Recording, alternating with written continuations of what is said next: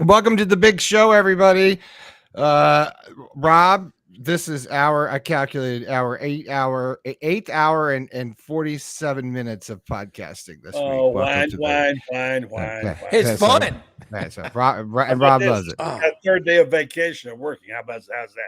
All right. I don't know. There's something wrong with your feed. I'm not sure if you're coming in directly clear because we can't seem to hear you about the vacation stuff. Rob, I guess Buddy's in Witness Protection Agency in the Cedar Closet. He's going to be giving me, he's giving coordinates to the secret meeting for the Illuminati. That's what Buddy is doing. I just want to tell you, he runs the entire Illuminati, Buddy Mark. It's the truth. Have the spoon feed some people, but I'm okay. I'm good. Let's go see Allie. She's here. Well, we're going to go talk to our show, Buddy. What's going to happen? We got Allie Peak, Wilbur in the orange and blue room, Ben Troupe, Franz, Beard, Rob Browne, you, me, everybody else. It's going to be exciting. Anything else? It's a happy 4th of July. It's a happy 4th. Yes. It's a good times for great oldies. We'll be back right after these words.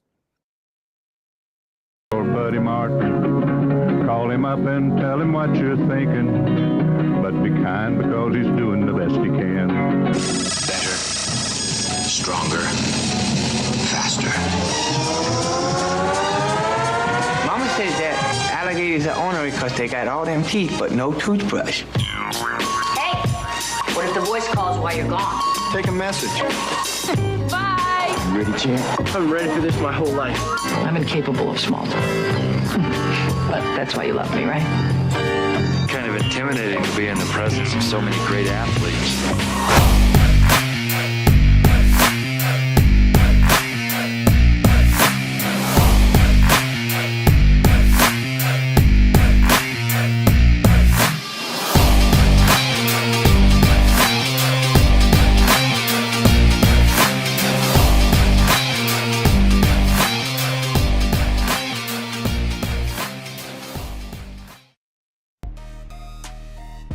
Welcome to the show, everybody. Hello, Allie. How are you? I'm good. How are you? Happy 4th of July Eve, guys. Is that a thing? Same to you. I don't know. I don't know if it's. I feel like it is. I feel like if you have a bunch of fireworks in your house with kids, it kind of is. If you can see the couch behind me, it is filled with the things that my pyromaniac husband's going to blow up tomorrow. Yeah, I have a few. I'm about 200 deep on it. It's cool. I have a problem. Welcome to the show. Buddy is in on location on vacation. I'm out here. Right over there is Tennessee. You can't see it from here. I'm up here and just about as far as you can get in North Carolina, where you just look across the line right down there. I think it's called the Browne demarcation, where you can actually, in the valley, where you can actually walk, step on one side, be in North Carolina, the other side in Tennessee. So I can see Dolly Parton from Pigeon Forge almost from right here. You know how Sarah Palin said she can see her. You can see Alaska from her front steps, right?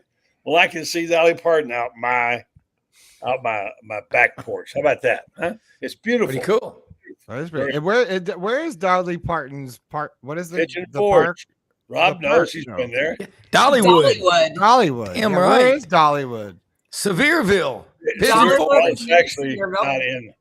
Well, it's just outside of Sevierville. But yeah, it's right over there. It's right over there. Yeah, the chlorifies. Yes. So we're kind of here. I'd love to be if North Carolina played Tennessee. I'd love to have my feet planted on both sides of that line.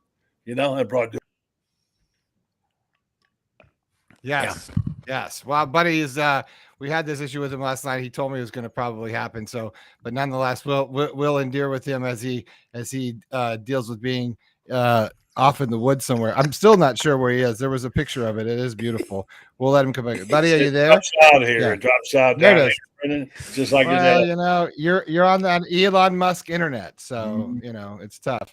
Allie, let's see. I want to put Allie over here. There we go. Allie, so it has been, you know, I don't know, you know Rob, Allie. Do you know Rob? Yep. You guys met? Yeah. Okay. So Rob and I, I'm on producing Rob's show in the morning.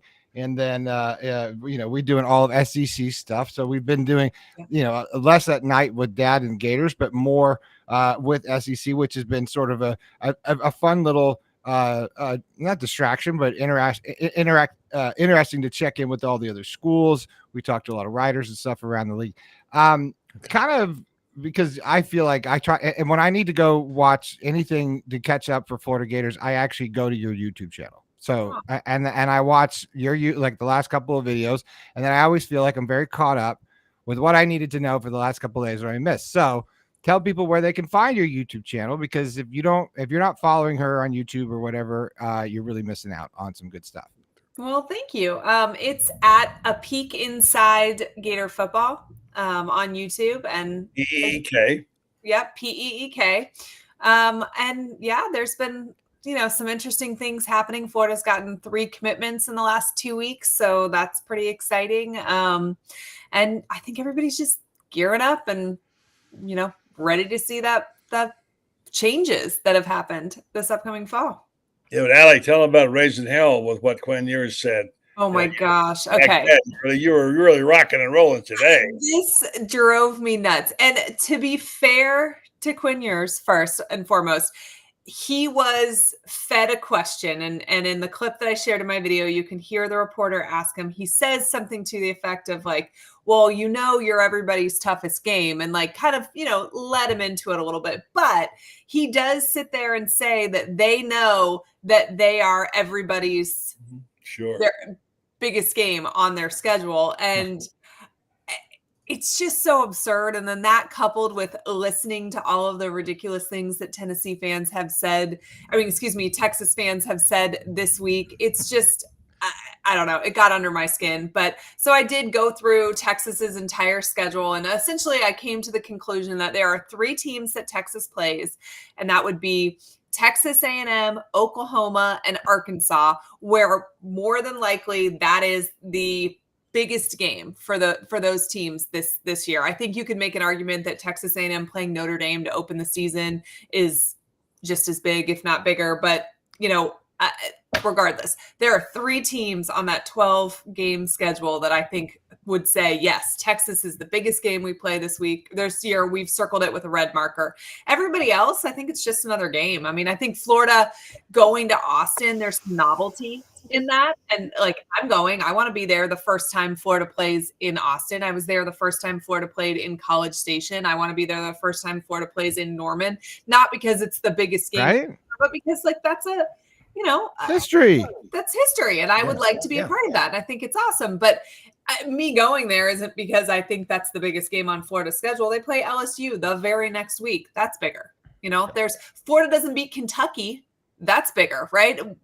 Coach Napier's not getting fired for not beating Texas. He may get fired for not beating Kentucky. Right. But sorry, go ahead. No, I really didn't have a whole lot to add to that, except I love it when Allie rants. I like her rants, just a little crazy. Allie, I love your podcast too. I mean, I know I keep trying to get you on, and my kids are older, but I can remember that period. I've got 2 boys and a girl now, a second girl. I've got 4 kids now. When I remarried, she's an Alabama grad, still a good person. Still a good person. My wife's evolved for life, and everyone else in my family's Auburn. But I love your podcast because I think it's cool. You got 2 sets of twin girls. You're a hardcore Gator. We got a lot of women that watch the show. My wife and all these, they love football. I mean, my God, I love what you do. And I will back you up on Texas. Nothing against Texas. My phone's blowing up right now with a buddy of mine whose brother played with Earl Campbell there. But in the last 14 years, all this talk about Texas, they've had 2 double-digit win seasons. 2018, they go 10-4. Last year, 12-2. Oklahoma's had 11, and their 2 bad seasons were 8 wins, 9 wins, and then a 6 and 7 year in Brent Venable's first season. And you're right, man. My deal is, hey, when we get out to Dallas, Brendan and I are going to bunk together because we're going to have a blast. We're going to be producing the shows and stuff there. And if we can help you in any way, we will. Planes, and automobiles. The over and under on the number of hook 'em horns that they shove in our face, I've got the number at 1.2 million right now. Oh, I am sure. It's going to be crazy. it is, I'm sure it's going to be an experience. When College Station, that first game, the amount of people, like, it is literally like going to Pleasantville, hey, welcome to Aggie Land. And the amount of people that asked me how they compared to other places in the SEC. And I just kept saying, have you been to Baton Rouge? Go. And then ask me this question. But I think they're in for a little bit of a rude awakening. And listen, I have great respect for the Texas athletic program as a whole. I think that they are a great addition to the SEC. If the SEC is going to expand, I think adding Texas makes total sense from a lot of different angles. But to beat your chest, you're coming into a conference where there are 5 schools that have won a national championship since the last time Texas won one. And 4 of those 5 have won at least 2 since then. I mean, there's nothing that they're bringing to the table that the SEC is in awe of. They're bringing them because they're a good match and they will fit in, and they are competitive across many different sports. And all of that is awesome. And that's why they fit in there. But they're not coming because we're like, oh, we're just this conference that needs some competition. And we need somebody to come in and lead us. Like, no, come on. You're joining an awesome conference and we'll welcome you, but you're not here to lead. Yeah, Texas, a lot of respect for them. Like you say, Oklahoma's got the bigger brand. I mean, it's a state of 5 million people versus 30, but Oklahoma pride is off the charts. What Oklahoma has done the past 20 years is more impressive. Yeah. No, Allie's got to go here pretty quick. And Vince, I was just about to say that. Yeah. I just want to say to Allie, I know Eric's going to blow up a bunch of crap tomorrow. What is your favorite fireworks? What is the thing? My favorite fireworks. Okay, that's a great question. I'm not a huge fan of like the massively loud ones. I like the sparkly ones. Give me the big giant ones. I understand that. Yes, that's good. I like sparkly too, but Eric doesn't like the sparkly ones. He likes the big boomers. All the big boomers. We have an embarrassing amount of fireworks that are going to be going off. Tomorrow. Yes, I love it. What do you got planned tomorrow? You got a big barbecue tomorrow? We're having a barbecue at our house, and a bunch of our neighbors are coming over. And so it should be really fun. Well, we're 4th of July to you. Nice. We'll be available. Yeah, I'll be over with some watermelon around 8:30, 9 in the morning. Should be good. Oh, perfect. Well, we will hook it up for 3 hours in this house by that point. So perfect. Allie, we got to get you on the show. Brendan and I need you on in the morning. Stop hustling my guests. Okay? I've got plenty pull with Allie. When I need to go to the bullpen, I got one good ask and wait for the moment. Okay. I can't tell the show the difference in my show and his. Yes. Listen to this. He's in a bad mood. She's in the cedar color. Allie, happy 4th of July to you. Thanks so much to you and your family and for all you do for us. And we will talk to you soon. I don't know. I guess I'm this guest, so I guess you and Buddy will talk soon. But it was always good to see you. Good to see you guys, and happy 4th of July. Happy Wednesday night with Allie. Allie, she's on the Buddy Martin show. That's the other show, just so you know. Okay, there we go. Bye, thank you, Allie. Have a good night. Have a good night. Allie Peak, everybody. And we'll bring in with that Mr. Ben Troupe. Smoke! What's up with y'all? Y'all having a good time already, I see. Yeah, well, that's how we do it. How are you, sir? I'm good, man. So they're gonna have Smoke and Rob Browne in the streets of Texas. Nobody's safe. Are you going to be out there? Are you going to be out in Texas? I'm not going to be out there, but I will be available to jump on any one of you guys' shows anytime. I know. I think that. Well, hold on. We're rooming in the same room at the Omni where they're doing the media days. It's going to be like trains, planes, and automobiles. Listen, Brendan, Brendan going to be looking for the nearest Cane's restaurant to find some nasty chicken strips. Yes. 2:30. Hey, I'm gonna have to go to one everything in Texas. So make sure y'all find one of these legendary barbecue spots that I hear about all the time in Texas. Well, Audrey can't go. She's got to work, and she goes, "Why don't you and Brent get 2 big beds in there in our room at the Omni?" And I said, "All right, Brendan, stay with me, and we're going to be producing shows and having fun." Now, being from Memphis, Texas barbecue, it's edible. It's edible. But Tex-Mex? They give you a lot of meat. I mean, maybe. I don't know if it's the sauce or what. Look. I mean, it's gonna be epic because it's gonna be all about Coach Venables, and then Coach Sarkisian and all these different things. But like Allie just said, look, Oklahoma's had football, Heisman Trophy winners, and softball, no doubt. And Texas has had brand equity. You can't say. I mean, when it comes to branding. Texas goes to the Jerry Jones School of Branding. Now, they ain't gonna be there in the end, but when you talk about just making sure the world knows who UT now, because now we got 2 UTs. In the SEC, you got burnt orange and creamsicle orange, but it's gonna. I mean, the SEC media days is one of the biggest media days there is because the world's gonna be watching.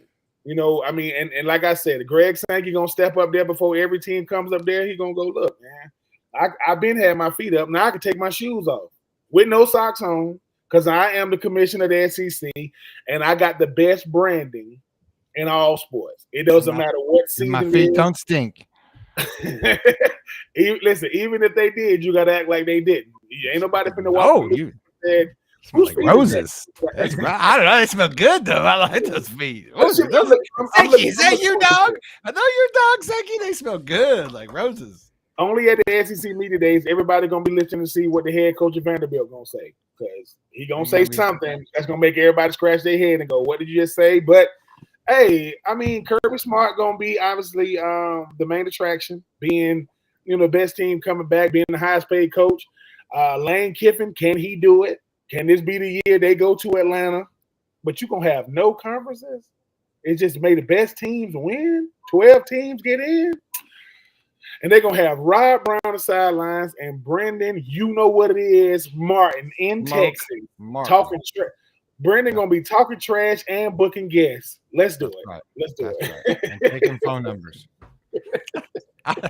Hey, look, I know Texas. Okay, I'm Colorado boy, so I know me some Texas, and I don't like Tex-Mex. So don't give me that crap because I don't like it, and I don't like your barbecue either. You don't like Tex-Mex? Texas? No, I don't like Tex-Mex. I like real Mexican food. In Colorado, you get real Mexican food. I would go to like the best of it. My dad took me to the best Mexican place, Mission Trujillo, the best place. Right, Dad? Mission Trujillo? Best Mexican food ever. No. ¿Cuántos años hace que vive en Denver, señor? 34. ¿Te gusta? Sí, te gusta. Yes. Yeah, sí. ¿Cuál es su país? Colorado. Hey. Sí? Yeah. No, Colorado was cool. It was great. That's when Dad was at the Denver Post. Sports editor of the Dad was your official title? The sports editor of and lead columnist, managing editor and columnist for the Denver Post with Woody Page and Woody on the other night. Yeah, Woody was the other columnist. Rick Riley. Yeah, Gene Wojciechowski. Shelby. We're gonna go on forever, but no, anyway. Let's go. Give me some more. Who else? Oh. Yeah, come on. Did you see Dan Bond? No, He's telling you, don't, for God's sakes, go to Cane's Chicken Fingers when you're in Texas. Have some dignity. Brendan, I'm going to take you to some cool. Yeah. Oakley, our intern on the trip, Oakley's going to be with us. He's going to take us to some cool, we're going to go take Oakley to some cool places that he knows in Dallas. That Deep Ellum section in Dallas is pretty cool. If you see, y'all ain't got nothing on me. Y'all ain't got nothing on me. I'm gonna be in Savannah, Georgia, Friday night with number 84. Okay, that's gonna be that is going to be the out. And gonna be with your grandson. Yeah. And we're going to paint the town. So if you get a message we're in jail, come by the That is a reserved man. Listen, that is a very, very strong possibility. I am willing to break my jail streak. If I got to go to jail with a buddy Mart, I'm gonna be in that same right? What we got to do. If you guys go to jail, I'm gonna go to jail, and we're gonna do a podcast from jail. That would be the only way to do that. Yeah. Ben, where are you going to take Buddy out? What's the best seafood? I like that Miss Wilkes place in Savannah, but what's a great seafood place That's where Franz keeps trying to get me there. We ain't going. Yeah, you go get some low country stew, Ben. What do you like We're seafood wise? gonna be somewhere on River Street because you can't go wrong on River Street. It's got people. Yeah. You can't go. The thing about Savannah, Georgia, you can count on this. That's real shrimp that you eating. It's coming right off the water. They caught them that morning or that afternoon. And the thing about Savannah is it's the culture, man. Like it's so many people in Savannah now that's not from the state of Georgia. They get to live, by the water life. So they different. They don't got mosquitoes. They got sand gnats, which is a spawn of the devil. If you've never dealt with sand gnat before, devil. And it's just being able to enjoy that breeze coming off the water, seeing all the import export because they got that big old gigantic port right there. You get everything, and once again, you got what is it, a wet willies or whatever down there. People be getting a different kind of toe up drunk. They get toe up drunk. I'm talking, and try to walk up that cobblestone, trying to walk on cobblestone, or that little death stairwell case they got. This thing goes straight up, and if you miss a step, yeah, well, you're gonna have to deal with it. But it's Savannah, GA, man. About as much history as you can have in one city, it has that. House is there. I'm gonna be at the hotel. Fried green tomatoes. My favorite hotel, and I always stay in them when I can. Stay in Tallahassee, stay in Panama City. If you haven't done it, Hotel Indigo is the place to go. That's nice. Where we will be that night. Me and the missus. Nice. And Ben's coming to the bar. He's gonna buy the house. You'll say everybody's on me. I'm Ben's in town. Right. I'm gonna say, listen. Give everybody in here what I'm drinking, but Buddy Martin get what he wants. And people gonna say, "So you drinking water?" That's right. And I'm gonna keep it coming all night. Wood float. You can drink it straight. You can drink it on the rocks. I said, my name is Ben Troupe, not Vince Young. I will not be buying out this bar tonight. I don't know y'all. Y'all don't know me. But make sure you tune in the sidelines, right? Make sure you tune in. That's right. That's rehearsed. It's gonna be fun. Yeah, it's gonna be fun. Yeah. Buddy, how long are we keeping you tonight? I know you said you do only a couple more minutes. I want to thank our sponsors tonight. We sometimes forget who pays the bills. And Melvin Long. By the way, I heard my phone rang this morning up here on the mountaintop, and it was Jeffrey Melton checking in, getting ready to go away for a month in Europe. He says, "But I'll be available on my phone.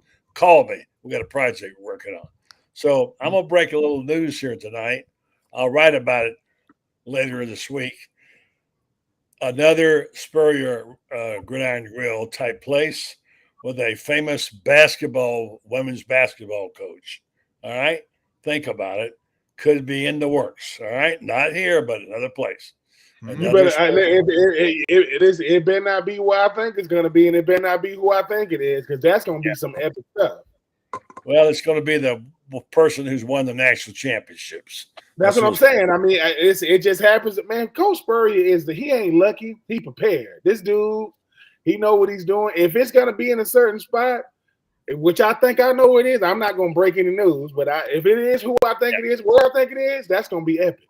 We'll let you know on the call this weekend. I see Franz is here, and we'll tell you where it stands at this point in time. So remember this. Yeah. When Spurrier was in South Carolina, he had that year he won 10 games 3 years in a row. 11 games, yeah. He actually won double-digit games 3 years in a row. Sorry, you're right. So he had a trick play at the end of his spring game every year. He sneaked somebody off the bench onto the field that wasn't on the team and threw him a pass. I'm just going to say one of the ones he sent off there was named Dawn Staley. All right. The pass was thrown and she caught it. She was wide open and she got back and said, "Throw me the damn ball. Get the ball to me quicker, will you?" Anyway, so they have a close relationship. That's all I'm going to say about that right there. So anyway, I just want to say before I get out of here, I enjoyed meeting some Gator fans up here right here in this town. There's a colony of people, a lot of Gator fans, and we're seeing them every now and then. We saw, I think I mentioned yesterday, went to a play restaurant downtown, Waynesville, a nice place, and we ran into a Gator couple that helped us get a parking place, and then we went into the restaurant and met a guy named Flanners. I can't think of his first name, and he was from Clearwater, and his dad underwrote two business chairs, and he was a long time bull gator. So there's a lot of, like Ben always said, they're everywhere, and they're up here, that's for sure. Well, that's good, buddy. It sounds like you've had a good trip. You're going to come home soon, right? I'll be home this weekend, brother. Be there. We're heading down to Savannah and on down to Ocala Town. So you guys take care. Great job on the show. Rob, you guys did a great job. Thank you for filling in. Brendan, this is fun, always. With an all-star cast like this, you can't miss. All right. Well, thank you. Be careful out there among the English, buddy, and the Bears. Right. Screw the English. See you, Dad. Bears. Come on, Bears. I got my bow and arrow. They ain't coming near me. Oh, boy. Okay. I love you, Dad. See you. Drive safe. All right. Ben, look out for him when he gets there. Just do a quick diagnostic on him, just like run, just a couple vitals, just real quick. Take him to the Crystal Beer Parlor. Yeah. Hi, Franz Beard. How are you? I'm doing well. And Brendan, we got to get you to the Crystal Beer Parlor and Rob, because their burger with grilled onions on it is legendary in Savannah, GA. I like Franz's food. Franz, patty melt or burger is a good patty melt is better than about anything. Now, this is better than any patty melt you ever ate. It's the Crystal Beer Palace. Crystal Beer Parlor. It's over just off the historic district in Savannah. And it is legendary. It is legendary. It was legendary when I was there, and I'm older than all you guys. I think that it was legendary when I was there, and I was there before any of the three of you were born.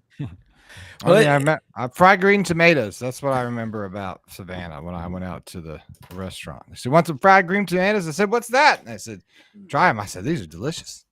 Have you been out to the Flying Fish? They also probably told you to watch the movie. I'm not watching that movie. Smoke, get out. No way. I never watched that movie ever. Ben, have you been out to the Flying Fish to eat? I have. Savannah got so many. River Street obviously has made Savannah like so much more cultural when you talk about all these different places to eat. And the thing about it is with Savannah, it ain't Atlanta by no means, but it's just it's so many breweries down there now. Oh yeah, that's fun. Like people, but the food, just walk. The best restaurants are ones you don't plan. You just walk in them, say what y'all serve. They got a lady down there that it used to be an old Greyhound bus station. Her mom and dad got married across the street from it. She bought the place. Now she does like a 7-course meal there. I mean, she learned cuisine from like overseas and obviously from her grandmother. I ain't had a chance to go there yet. I said, listen. I said, I'll probably try to go, I ain't never had 7-course meal before. That's gonna be different for me. I don't know what fork to use. I can't do that. I know. Mrs. Wilkes boarding house. Oh heavens. Mrs. Wilkes boarding house.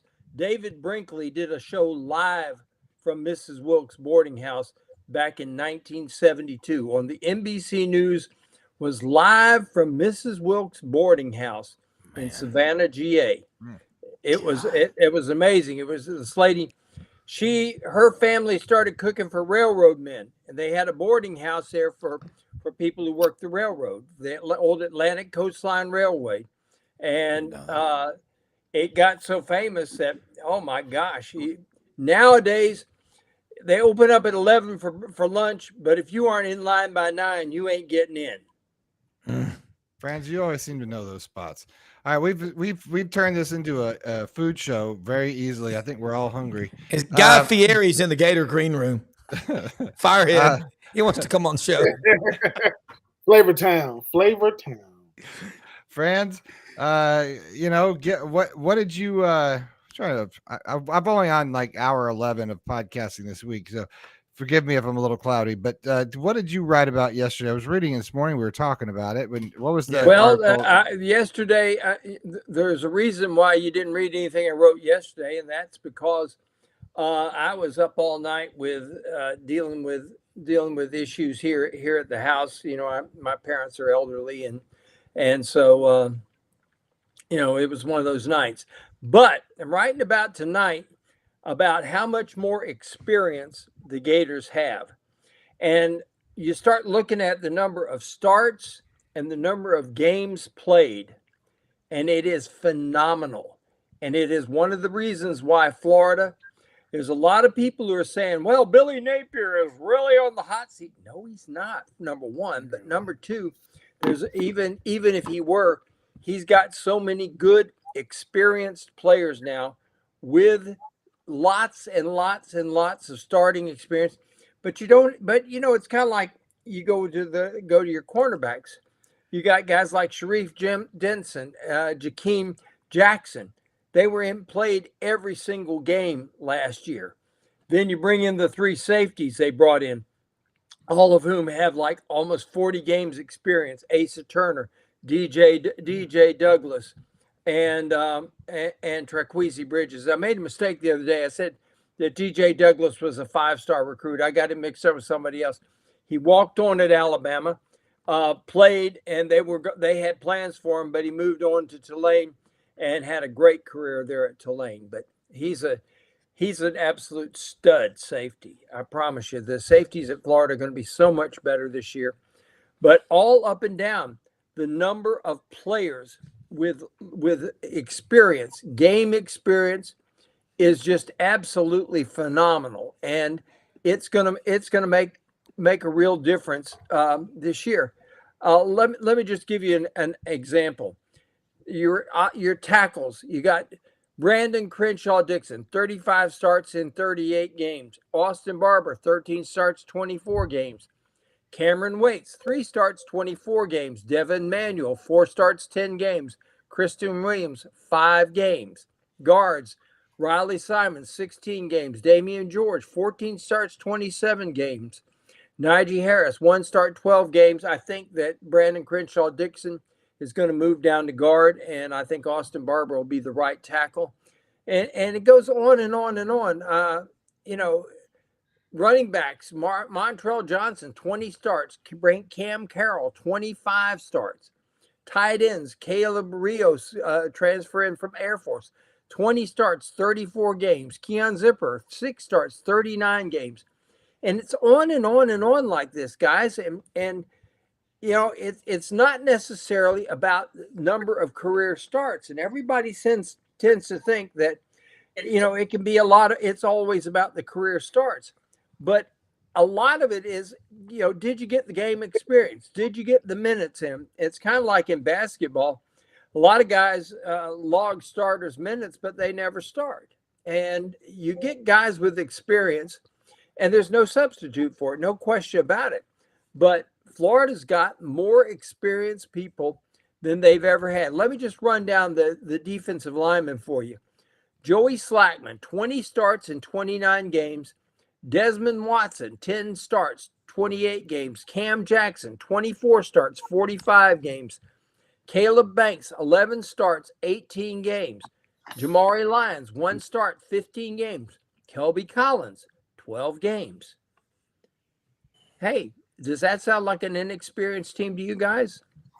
Yeah, no, and that's what we've been trying to say. And Loren's in here now, and Brendan had to step out a second, but that's the stuff that I look at. It's the thing. How many guys have played in 20 games? How many have played in 30 games? It's the experience level. And so, I mean, when you start looking at the numbers on Florida, again, this isn't a Florida pep rally, but you can't say don't get logo fever is all I'm saying. That's everybody's looking at the schedule.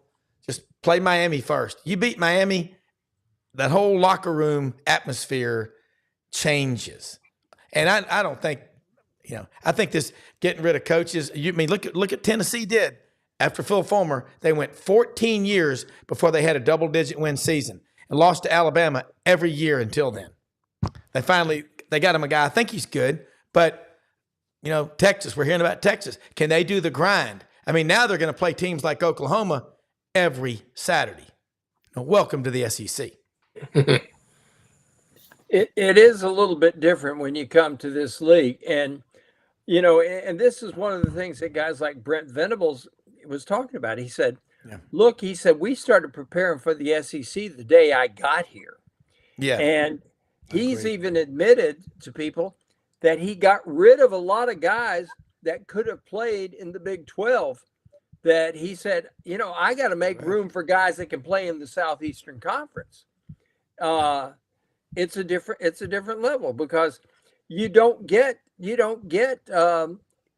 somebody like in an atmosphere like you get at Neyland Stadium or at the Swamp or at Georgia. You don't get that in that league. The only two teams in that league that had big stadiums were Texas and Oklahoma, and they're gone. Most everybody else had stadiums that were about 50, 55,000. Nice little stadiums, but little places, and they don't have the same atmosphere. Ask Ben Troupe about how loud it gets at Neyland Stadium. Yeah, it's crazy. It's wild, and I think the thing too, even with everything you were saying, Franz, about the experience is, look, man, these guys done went through some heartbreaking seasons, some heartbreaking losses. Having experience mean, I know Loren was there for it. You make that play that you did. Like that one play that you need, you got guys that can make it. That, you go back to Mizzou. The fact they went for it on fourth down, the fact they went for it was a shocker. The fact that they got it was a head scratcher. That doesn't happen when you got us in the back. Regardless of where he's coming from, he's like, man, I'm not giving. There are certain things in football you say, ain't no way that's going to happen. There are things that have happened in Florida the last 2 or 3 years that make you scratch your head, because it wouldn't happen to nobody else. What happened the first game of the year 2 years ago, when we playing Utah, first game last year, would happen to nobody. If I'm a safety, and Loren knows this, I was saying, listen, first play of the game, I'm not even going to be in the screen. I'm going to be that far back. You're not throwing this ball over my head. And I just think that now these guys understand, whether you just got here with experience, whether you've been here with experience, it's like you start saying, look, man, I can deal with losing. I can deal with it, but I can't deal with the manner in which we've lost. Because people say, oh, you 7 plays away, 6 plays away. Yeah, but that's the difference in, double-digit win seasons or double-digit losses or not making bowl games. So I do like the experience that you had. And like I said, it all starts and ends with Graham Mertz. When you got a quarterback that understands, 20-2, let me tell you something. And I'm going to say this. If Anthony Richardson has 20 touchdowns and 2 picks and he wins 8 games, he goes number 1. He will go number 1 in the draft because he won 6 games and went 4. So when people go, you're crazy, Ben. No, I am not. This boy won 6 games. Yes, he is 6'4", look like a Greek guy. If he would have won 8 games, 20 touchdowns and 2 picks, whenever that's a bad season, I'm doing the wrong. I'm in the wrong business. Graham Mertz was 20-2 last year, and that's getting him off the ground as much as he did. Right, that's playing for injuries like he did. So I'm just happy to have him, and like I said, got a chance to talk to the young man. And every great team in college football, every great team in football has one thing in common: quarterbacks. Every last one of them, and we got one of them. He ain't the kid. He ain't the kid up there in Georgia. He ain't Dart up there at Ole Miss. But I dare say, it ain't many quarterbacks coming back or in the SEC this year that's better than him. And that's proven. That's not based off what we think he's going to be. That's what he had That's what he did last year. I'm just happy to have him. If 15 is healthy for all the games, we got a shot in every last one of them. Don't mean we're going to win them. But as much as I love Lagway, I don't want to see him this year. Not for games that matter. I mean, the game should be over. Let him in and get some plays. But if 15 is healthy, I think Florida got good a shot as any, because that kid didn't come back just because he wanted to boost his draft status. I think he got something to prove. Hopefully you get 10 guys out there with him that want to prove it with him. 43 starts in 45 collegiate games. Also should tell you something about him. Yeah. And he's coming back this year. Figure 13 starts this year. That'll be 58 starts, and that will weigh heavily on the draft, on the people who draft, because they're going to look at it. They like guys that have got snaps. Yeah. Loren, get you break down the numbers the first 2 nights this week. really well. Offense, defense, whatever. Highlight the skill position players on offense. Historically, Florida, you've got, Jabbar Gaffney, Ike Hilliard, Riddell Anthony. There's so many. I have nightmares thinking about those guys. But let's talk about the skill players and also the special teams. You got a punter that's averaging 48.6 yards a kick. That's all American. Yeah, no doubt. You just, you can start. You just got done talking about Graham Mertz, but you got Montrell Johnson, who you can make a case for as the best returning running back in the SEC. You got Treyon Webb, who I think is a star in the making, runs real well behind his pads.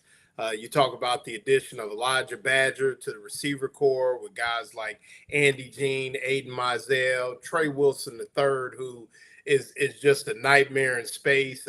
He just has a great feel, not really imposing like a Percy Harvin. A lot of people forget Percy Harvin was 200 pounds plus, but Eugene Wilson just has a real nice feel in space. You got you got Hayden Hansen and you got DK coming in a receiver. You've got, you got the return of Keon Zipper, Arliss Boardingham. They have a plethora of riches at the skill position. And, it really comes down to, like I was talking to somebody early today, the problem is on paper, the Gators have always been where they need to be on paper, in my opinion, on paper. But like Ben noted, the plays just have not been there. When the plays need to be made, they just haven't been there. Now you can go back, and I think another thing is you talk about Khalil Jackson. I think a lot of people forget Khalil Jackson has made a lot of plays in some really big ball games. You talk about the big catch he made, even going back to last year's Tennessee game. Had a great game against South Carolina. Khalil Jackson has also made some plays, and I'm going to tell you, man, Andy Jean is somebody that I think kind of, in that steady mode, kind of reminds me of, probably not as fast as, but like a Riddell Anthony, very steady, always there when you need him. But like he was kind of going on the side during spring practice and he was running. And I was like, who is that linebacker over there? Well, I got closer and it was Andy Jean. He is really put on that freshman 15 in a good way. So, you look at all those guys and they've got guys with experience and DK and Badger. And then I think those young receivers, they're coached by one of the best in the country. So, a lot of these people that talk about, Florida's receivers, well, they just had one go in the first round, that's one thing. But if you look at the track record of the man coaching them, how could you ever question Florida's receivers? As long as Billy Gonzalez has been in that receiver room, the receivers at Florida have never been deficient. So I don't know why all of a sudden, the scheme is different. It is not Steve Spurrier. It is not Urban Meyer. It's not even Dan Mullen. But the way they move the ball through the air works for them. And I think a lot of people need to sit down and understand what they're trying to do offensively up front.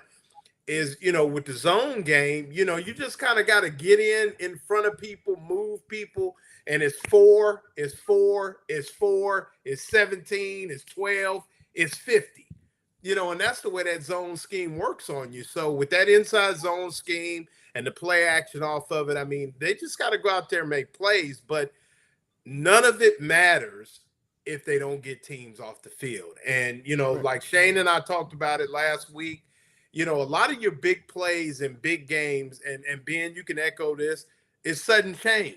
It's right after a turnover. That's when you go for the jug. You don't line up on first down on your own 30 and chuck one. It just doesn't work. The law of averages doesn't work that way. But if you look at the way they are constructed offensively, they have everything that they want to do. They have all the pieces that they need.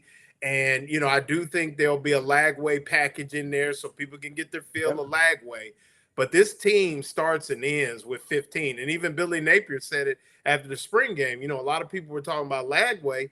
And he said, now, think about it now. If we put Lagway on the field, we got to take 15 off. And that's not always, I mean, I'm sure they'll make it work, but I think a lot of people, really discount the fact of like Ben said, how good a QB Graham Mertz is. Well, here's something you just touched on it, that you get a guy that has, first off, has the confidence of everybody on that team. And this is a guy that truly has the confidence of every single person, and I dare say every single coach too. And that's where quarterbacking starts. It starts with confidence.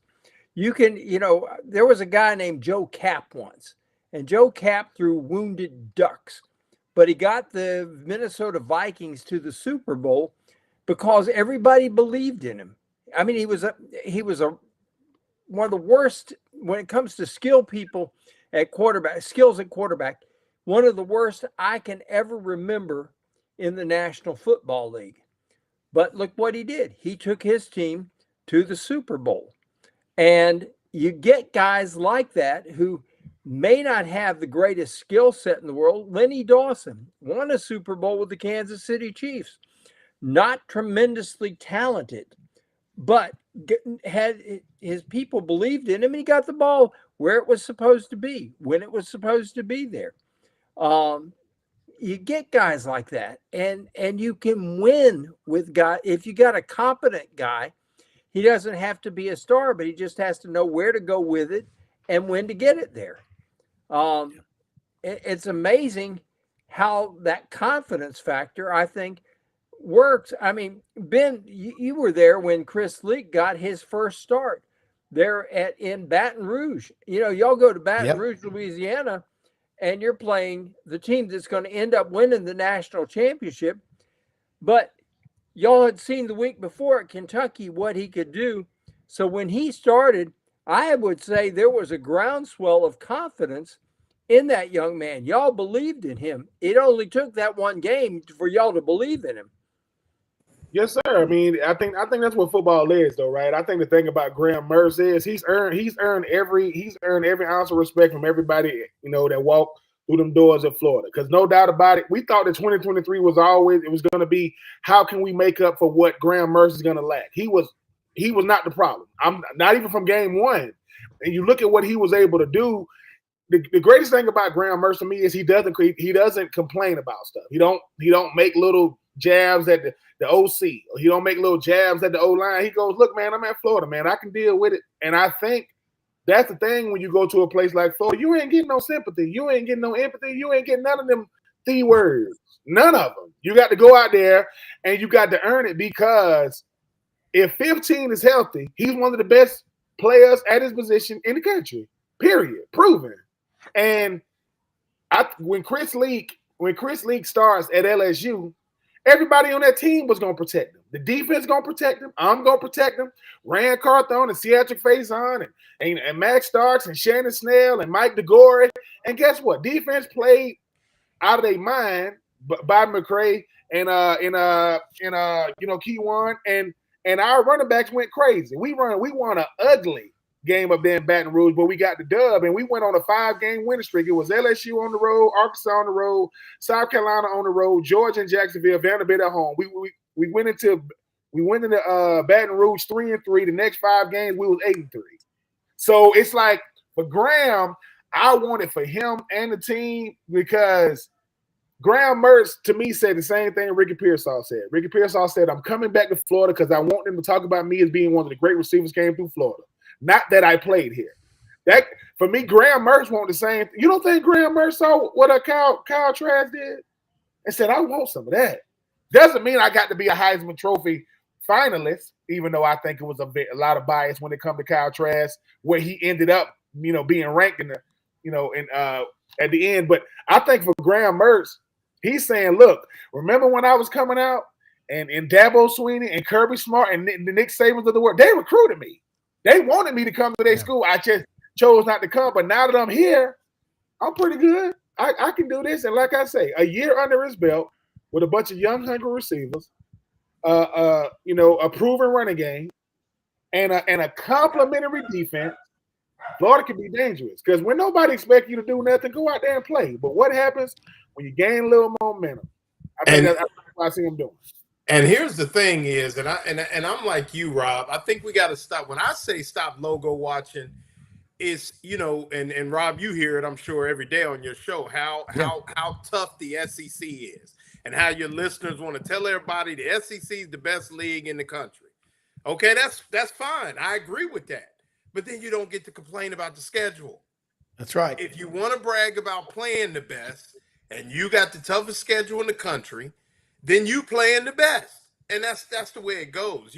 So I think this excuse of the schedule, you gotta, it's the same, it's been the same schedule for everybody since since the SEC has been the best league in the country for years, 30 plus years.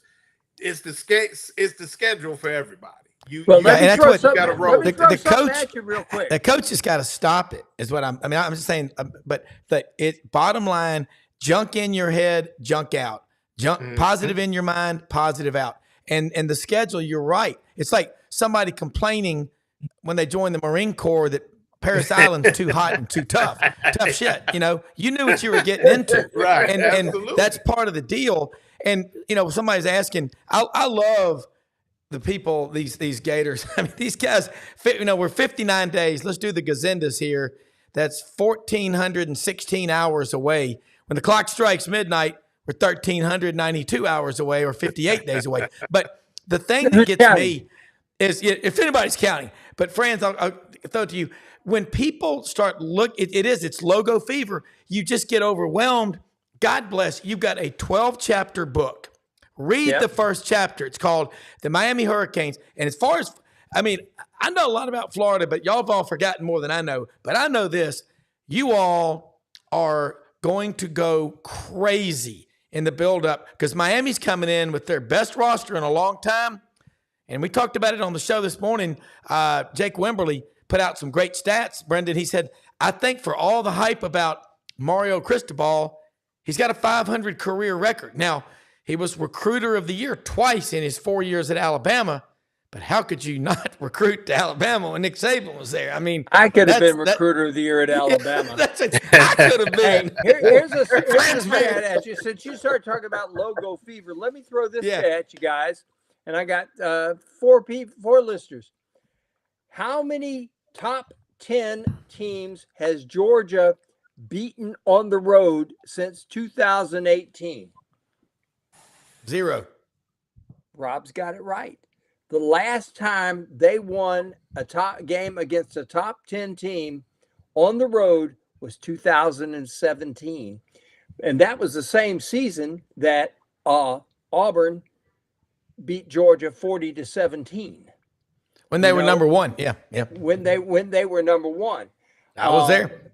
Georgia this year has to go to Texas. They got to go to Ole Miss. Who else do they have to go to? They got to go to somebody else. Clemson. Texas. They got to go to Clemson, right? Alabama. Ole Miss. They got to go to Alabama. Yeah. Where's the Clemson game? Atlanta, Mercedes-Benz Stadium. Yeah. That'll be a neutral game. The kickoff, the neutral site, the kickoff. Yeah. But Clemson and Auburn think that's neutral. It'll be a big game. But it is. But people tend to forget that stuff. They're already, everybody wants to give Georgia the national championship right now. Well, guess what? September 29th, they got to play at Alabama. 2 weeks later, guess what? They're in Texas. 3 weeks later, they're at Ole Miss. And I guarantee, I would be willing to bet you right now, 2 of those 3 games are going to be white knuckles. Now, who wins them? We'll have to wait and see what the final score is. But guess what? I think the 2 of those 3 games will be white knuckles. And Georgia has ducked and dodged. They haven't been on the road to play anybody. How many top 10 teams have been in the SEC since 2017? A whole bunch of them. But how many of Georgia played? They went to Alabama once, and that was in 2020, the COVID year. And I don't want to hear it from Georgia fans, just like I don't want to hear it from Florida fans. Knuckle up, buckle up, and play ball. Play your schedule. Yeah. That schedule is going to be the talk of the town. But I'm like you, Loren. I say, look, the same thing. Listen, the greatest thing about being a former player is what you used to tell your coaches. Coaches be saying all this stuff this and the third in the week. I say, y'all act like y'all got to go out there. Like seriously, like. Now, if we had to switch places on game day, that's when you get nervous. If you got to switch places on game day, that's when you got to get nervous. But I go, look, coach, listen, draw it up and let's see. Like that's why you play. I want to know if I'm a coach, I want to prove I'm better than them guys on the other side with the way I call plays. I think that my team is better. I respect you, but I think I'm better than y'all. Yes, Miami got orange in it, but they got green in it. So I can respect the orange. I don't like the green because they wearing it. I respect about 4 years ago now, Dan Mullen's first game, or what, he was getting ready to play Miami. I got Clinton Portis on my show. He will do. I mean, I wasn't gonna bet him. He like, Ben Troupe, you don't want to bet me right now. I said, Clinton, I know you from Gainesville, and I know you went to Miami. I say, but your phone will definitely stop working if we beat y'all, because you're gonna get sick for this money. Now, mind you, I'm not finna bet, but at the same time, I told Clinton, I said, Clinton, listen, you living in the dark ages. You got, yes, I got orange and blue glasses on. You got orange and green glasses on. This ain't the Miami that you went to. It's the you. I respect it. I say, but listen, I go, I don't think you've been watching the tape as of late. But guess what? Once again, my number, a bunch of Miami Hurricanes got my number. They're gonna be calling me as it get close to the game day. I said, listen, I know that Michael Irvin, he finna drink 12 Red Bulls and he finna go crazy. He's gonna be going out there yelling and screaming with his shirt on. That's fine. But guess what? They can't help y'all. That's what I said, Clint, listen to me. Y'all gonna have Warren Sapp, and Ray Lewis and Ed Reed, and guess what? Y'all ain't running out there. So I'm looking forward to it only because nobody wants to see us win more than us on this show. But at the same time, I'm like you, Loren. Man, listen, what you gonna say when we win with this schedule? See, then they don't know what to say. Oh well, keep the same energy. This is the hardest schedule you ever seen. And I go, no, this is just the current one. It's just the current schedule. It's 2024. I get it, but everything is cool as long as everything go according to plan, right? But what about? Are they going? Go ahead. Are they going with the What's going to happen, Lauren, if them boys start getting a little momentum? Hey man, you watching Florida? No. Keep watching. You know what I'm saying? Is Miami gonna wear those uniforms that's made with recycled trash? Did y'all see that? Listen.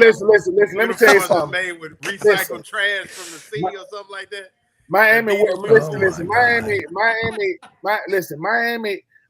wear all black like they the Ravens. They can't wait to wear all black. They ain't the same team. But no, at the end of the day, I respect Miami, UCF, USF, Florida. I respect them all. But they know one thing. You do not want to let Florida catch fire. They know it. They don't got to say it out loud. Because I got friends that went to Florida State. And I said, man, y'all thought y'all was a huge brand.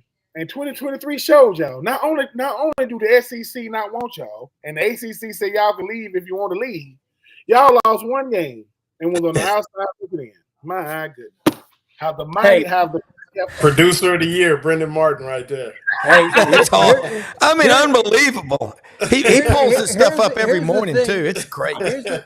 Here's the real question of the night. God, what is Ohio Northern going to do when Mount Union comes to town September 26th? Hang on for dear life. Unfortunately, the Purple Raiders are tough. The Purple Raiders are tough. I will say this about the Purple Raiders, though. They know who Loren Meadows is. We didn't win, but they know who Loren Meadows is. I can leave it at that. I used to go to work on Mount Union. Hey, let me throw this at y'all. I mean, you think about in the state of Florida, we've all grown up with that Miami rivalry and Florida State. Those are intense rivalries. There's a lot of hatred between Miami and Florida. And I think about some great guys from Gainesville. Lamar Thomas, PK Young, played wide receiver at Miami. Buchholz, okay. Buchholz, okay. But I'm just looking at that game, and I think the Florida crowd, there's going to be 90,000 in the swamp, and you'll have 40 or 50,000 people tailgating outside the swamp. Miami, they've got this roster. What do y'all, Cam Ward coming down from Washington State. Last year, Ben, we talked about it in Franz on the show all the time. The quarterbacks in the Pac-12. But, we heard about De'Aaron King. He was going to be the savior. I'm not buying the Miami hype. And again, I'm not buying it because in the ACC, if they're so good and that league is supposed to be, quote, down, why haven't they dominated? So that's my question. Or show signs that they're dominating or going to be doing it soon. That's why this game for y'all, August 31st, I think it's bigger. It's definitely bigger than Notre Dame A&M. And you think Notre Dame's going to kick the Aggies' butts. Count on it. Well, I'm not saying, I don't know, but I'm saying Miami, Florida is bigger because the fortunes of both schools are hinging. Because you get off to a great start there. If you don't, it's like dropping the baton in the 4x400 relay. Florida, making some cookies for me. I remember, Brendan. Sorry, Brendan. Thank you, Brendan. You remember this, Brendan? 2008, Miami comes to town to start the season against the Gators, and oh my gosh, biggest bunch of trash talking, whiny. It was bad. Whiny, arrogant. I was just thinking about that, Franz. It was really just the worst fan base that's come into the swamp that I can remember. It was fights everywhere. These people are so bad, they make the Aggies look like somebody you'd like to take out to dinner. Well, the Aggies have about the nicest, classiest fans. I mean, you go to College Station. Yeah, I can echo that. I think they're too nice. It's like, welcome here. I mean, you got to have a little bit of like, get off of my lawn. Yeah, but the ones that you don't like come to the road games. Okay, that's the problem.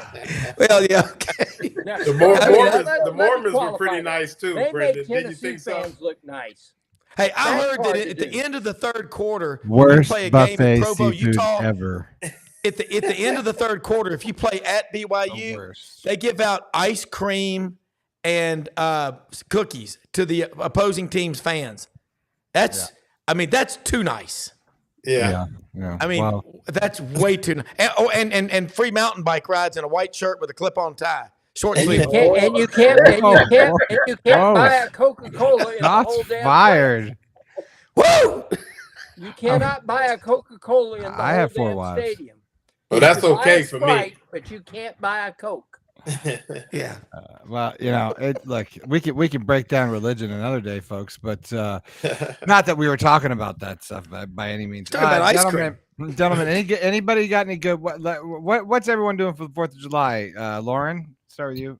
I am going to the self-proclaimed, I better not say that too loud, the largest, the best small town fireworks in the country, Alachua, Florida. I've been to that. And with my boy Nat Blaylock. So I'll be spending the 4th with the Blaylock family. They always have us up. Nat has a nice house that overlooks the hill. Oh, no way! They actually shoot the fireworks from. Thanks for the invite, Nat. I'm good. No, I'm sure that's an open invite, but that's the and plan. if it gets too dark, Dayglow will just smile and the whole place will light up. That's perfect. Yeah. What about you, Smoke? What you got? I will be at I'm gonna take the fam up to my cousin's house. He just had surgery on his rotator cuff, so he's been missing in action. So ain't nobody came to see him. So I said, look, man, listen, he said, hey, cousin, I want you to come up here and shoot some fireworks. I said, listen, man, my hands got to look like this forever. I can't be walking away looking like JPP. I'm not doing that. I'm just saying. I mean, my family members, but I'm gonna be enjoying it. I think that he lives in one of those neighborhoods where like it'll be like a fireworks competition. Like every house be trying to see who can out. So If you hear of a little small town outside of Atlanta, Dallas, Georgia, if you hear, some fireworks, injuries, that won't be me. I will not make the. We had a punter from Dallas, Georgia. Hey, I'm trying. Chaz Henry won Chaz Henry, the punter of the year from Dallas, Georgia. Yeah, real close to Powder Springs. Whoa, Evan Ingram and Chawosium, the tight ends from the starting tight end from Tennessee, the starting tight end for Jacksonville, gonna be real close to what them boys. And I think they both went to the same high school, which is crazy. Wow. Well, you be careful now. Come 10 fingers, 10 toes, all that stuff. ERs say it's one of the worst nights of the year. Listen, if one of my hands got blew up with a firework, I'm going to be the greatest liar in history. You'll never know that it was from a firework. No, I made it this long, so I should be good. Just run away. Irish could buy that. You be good, Ben. Franz, what you got? Anything? We're doing pork chops that had them marinating already for 24 hours. Grinding up, nice. And garlic, Byron's butt rub, and Worcestershire mix all together. They've been marinating, been flipping them every 2 hours for the last 24. Wow. And they will be ready when they hit the grill tomorrow. It's going to be everybody. All the neighbors are going to be over there, but want to come over there. But my neighbor's dog is the one. My neighbor's dog will be sitting there begging me, and it's kind of hard. She would eat your leg off, just if you looked at her the wrong way. But I when gotta get her number. On the grill, she's my buddy. Rob, what you got? Well, we're going to be cooking out and blowing off a bunch of fireworks. The cool thing is, if we do it over at the farm, we don't have to worry about them burning anything on the ground because they'll land in a flooded rice field with 10 million mosquitoes in it. But if I have my way, I'm going to convince Audrey to go up to the Spring River and I can do maybe some trout fishing, but at least do some kayaking on the whitewater. But and talking a lot of football smack at this time of year. Smack is in big demand. But you awesome. You talk football while you're trout fishing. You are weird, son. You are weird. I've known you for how long? And I'm going to say Rob it talks out in loud, his sleep. Weird, okay? I get so excited about being on this show with y'all. This is time to be firing down Ham's beers and finding somebody who wants to argue some football. That's what you do. Right there. Ham's beers. I'm not the weatherman. I learned how to do that backwards. But no, happy 4th of July to everybody. Happy 4th of July. God bless America. All right, gentlemen. Screw the British. And I'm going to blow some stuff up. So, yeah. You don't have a soccer tournament to go to? No, we're not in soccer season for another 2 weeks. And then it kicks in. That's the down season. The down season is about 3 or 4 weeks, but don't worry. Yeah, exactly. We get videos that they need to be doing their workouts and all that stuff. So it's never really over. So how it is. All right. Well, gentlemen, good job. Happy 4th of July. Rob, I'll see you on Friday. We'll be back on the air Friday morning. Buddy, we'll be back next week. And you guys, remember, I do hate to say, I love the holiday. I just wish there were more sports on the 4th of July. That's all I'm going to say. There's nothing really to watch. I don't watch any of this stuff. All right, guys, be well. Happy 4th of July. We'll talk to you next week. All right, gentlemen. Nighty, boys. Well, that'll do it for everybody tonight. Rob, Franz, and everybody. Buddy, thank you. Thanks for all of our guests who joined us tonight. We want to say thanks to Renstar Medical Research. Check them out on renstarmedicalresearch.com. Seeking tomorrow's answers to the health questions of today right here in Central Florida, doing all sorts of tests on Alzheimer's, which, I don't know if you saw the news lately, but there's a brand new Alzheimer's drug. There's only 2 actual Alzheimer's drugs that are being produced now. So a lot of that data information comes from our folks over there at Renstar. So they have been a show sponsor with us for the very, very, very beginning. They are truly, truly a great group of people and a wonderful outfit. So check them out at renstarmedicalresearch.com. Buddy mentioned Meldon Law. We always say thanks to Meldon Law. You guys know what they do. They don't back down. Check them out, meldonlaw.com. Gators.com and Titan MRI. Boy, those guys are great. In fact, we're probably going to have to use one of those here shortly. Never Aligned. They take walk-in service, some of the top-notch MRI equipment in the world being used right now. Largest bore inside, which means it's more comfortable. It's not so tight space in there. Check them out at TitanMRI.com. I'm Brendan Martin. That's all I got for you tonight. We will be back on Friday morning with Rob Browne and myself. I don't know our guest, but we'll update you with that. So we'll be back Friday morning and then full tilt shows next week for you folks. So thanks for watching. Always appreciate it. Make sure you click the subscribe button if you're watching on YouTube. If you're watching on Twitter, go ahead and give us a follow and like on Facebook. Make sure you like the shows and tell your friends. We're excited about what we're doing here at Sideline Sports Network and SECU. Thanks to all of our guests. Good night, everybody. And as always, go Gators.